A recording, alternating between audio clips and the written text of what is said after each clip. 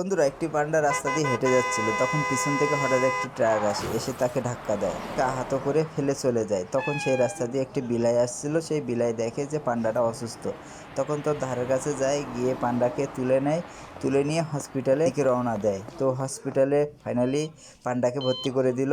তখন পান্ডা ধীরে ধীরে সুস্থ হয়ে গেল। বিলাই এবং পান্ডা দুজন খুব বন্ধুত্ব হয়ে গেল। আর তারপর থেকে বিলাই আর পান্ডা এরা দুজন খুব ভালো একটি বন্ধু হয়ে যায়।